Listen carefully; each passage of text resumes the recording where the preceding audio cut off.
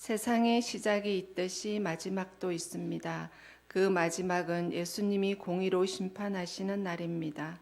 사람들이 예루살렘 성전의 화려함을 기대하며 자신들에게 불어닥칠 환란을 직시하지 못하자 예수님은 그들이 겪을 환란과 이를 알 수 있는 징조 그리고 그 환란을 피하고 능히 예수님 앞에 설 수 있는 방법을 말씀해 주십니다. 헤롯 왕이 주전 20년부터 공사를 시작해 주 64년에 완공된 예루살렘 성전은 구원의 길이 되신 예수 그리스도를 거부한 결과 완공 6년 후인 주 70년에 무너지고 서쪽 벽만 남아 통곡의 벽이 되었습니다. 눈에 보이는 예루살렘 성전이 그들을 지켜주는 것이 아니라 눈에 보이지 않는 예수님이 그들을 지켜주십니다. 예수님은 이를 기억하고 재림의 날을 준비할 수 있도록 항상 기도하며 깨어 있어야 한다고 말씀하십니다. 재림 때에 깨어 있어야 삽니다. 네, 질문도 읽겠습니다. 항상 기도하며 깨어 있으라 하시는 예수님의 권면에 비추어 볼 때 요즘 나의 삶은 어떻습니까? 오늘 본문은 예수님의 종말에 대한 설교로 감람산 강론이라고도 합니다. 성전 맞은편 감람산에서 사람들은 성전의 화려함을 말할 때에 예수님은 돌 하나에 돌 위에 남지 않고 다 무너진다고 하십니다.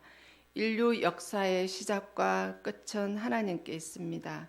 예언되었던 예루살렘 성전은 로마에 의해서 실제로 무너져 역사 속에서 말씀이 성취된 것으로 말씀은 반드시 이루어짐을 보게 됩니다.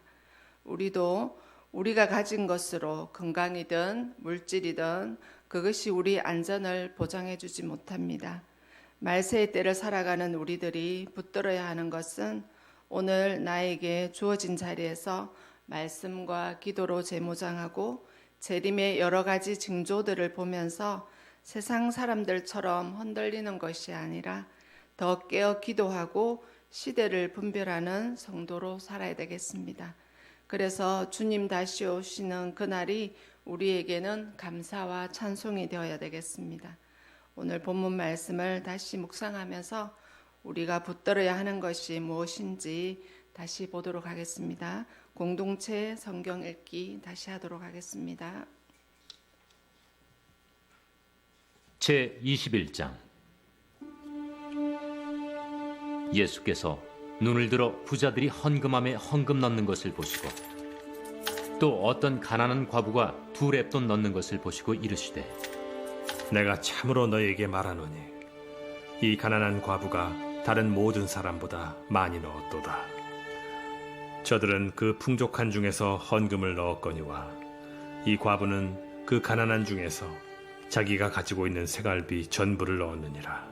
어떤 사람들이 성전을 가리켜 그 아름다운 돌과 헌물로 꾸민 것을 말하며 예수께서 이르시되 너희 보는 이것들이 날이 이르면 돌 하나도 돌 위에 남지 않고 다 무너뜨려지리라.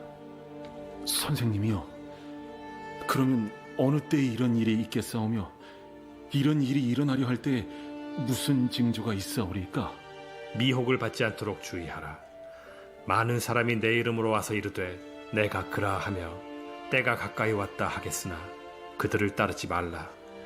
난리와 소요의 소문을 들을 때 두려워하지 말라. 이 일이 먼저 있어야 하되 끝은 곧 되지 아니하리라.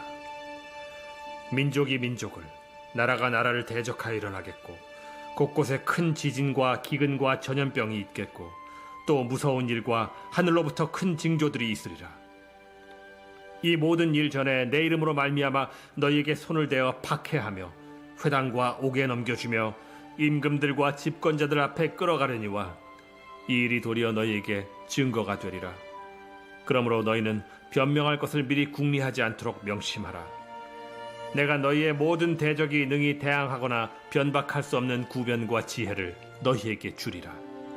심지어 부모와 형제와 친척과 벗이 너희를 넘겨주어 너희 중에 몇을 죽이게 하겠고 또 너희가 내 이름으로 말미암아 모든 사람에게 미움을 받을 것이나 너희 머리털 하나도 상하지 아니하리라. 너희의 인내로 너희 영혼을 얻으리라. 너희가 예루살렘이 군대들에게 에워싸이는 것을 보거든 그 멸망이 가까운 줄을 알라. 그때 유대에 있는 자들은 산으로 도망갈 것이며 성내에 있는 자들은 나갈 것이며 초원에 있는 자들은 그리로 들어가지 말지어다. 이날들은 기록된 모든 것을 이루는 징벌의 날이니라. 그날에는 아이벤 자들과 젖먹이는 자들에게 화가 있으리니 이는 땅에 큰 환난과 이 백성에게 진노가 있겠음이로다. 그들이 칼날에 죽임을 당하며 모든 이방에 사로잡혀 가겠고 예루살렘은 이방인의 때가 차기까지 이방인들에게 밟히리라. 1월 성신에는 징조가 있겠고 땅에서는 민족들이 바다와 파도의 성난 소리로 인하여 혼란한 중에 곤고하리라. 사람들이 세상에 임할 일을 생각하고 무서워하므로 기절하리니 이는 하늘의 권능들이 흔들리겠습니다. 그때 사람들이 인자가 구름을 타고 능력과 큰 영광으로 오는 것을 보리라. 이런 일이 되기를 시작하거든 일어나 머리를 들라. 너희 속량이 가까워왔느니라. 이에 비유로 이르시되 무화과 나무와 모든 나무를 보라.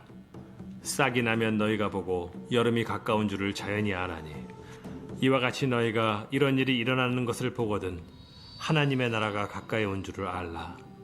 내가 진실로 너희에게 말하노니 이 세대가 지나가기 전에 모든 일이 다 이루어지리라. 천지는 없어지겠으나 내 말은 없어지지 아니하리라. 너희는 스스로 조심하라. 그렇지 않으면 방탕함과 술 취함과 생활의 염려로 마음이 둔하여지고 뜻밖의 그날이 덫과 같이 너희에게 임하리라. 이날은 온 지구상에 거하는 모든 사람에게 임하리라. 이러므로 너희는 장차 올 이 모든 일을 능히 피하고 인자 앞에 서도록 항상 기도하며 깨어 있으라. 예수께서 낮에는 성전에서 가르치시고 밤에는 나가 감람원이라 하는 산에서 쉬시니 모든 백성이 그 말씀을 들으려고 이른 아침에 성전에 나아가더라. 아멘. 네, 말씀 기도 보겠습니다. 말씀 기도 5절에서 6절 말씀입니다. 어떤 사람들이 성전을 가리켜 그 아름다운 돌과 헌물로 꾸민 것을 말하며 예수께서 이르시되 너희 보는 이것들이 날이 이르면 돌 하나도 돌 위에 남지 않고 다 무너뜨려지리라. 예수님은 성전의 겉모습이 아닌 예수님과의 진실된 관계에 안정감의 닻을 내려야 한다고 말씀하셨습니다. 실제로 예루살렘 성전은 84년 동안 건축된 뒤 6년 만에 로마에 의해 무너지고 말았습니다. 오직 예수님만이 구원의 길입니다. 기도할 제목은요. 한국 교회가 예수님 외에 의지하고 있는 모든 것이 무너지게 하소서. 교회의 기초는 예수님이시며 교회가 전해야 할 것은 화려한 외관이 아닌 오직 예수님이심을 철저히 깨닫게 하소서. 36절도 보겠습니다. 이러므로 너희는 장차 올 이 모든 일을 능히 피하고 인자 앞에 서도록 항상 기도하며 깨어 있으라 하시니라. 아멘. 예수님은 일상의 향락에 젖어 재림을 준비하지 못할 것을 우려하셨습니다. 방탕함, 술 취함, 생활의 염려가 마음을 둔하게 만든다면서 항상 기도하며 깨어 있으라고 말씀하셨습니다.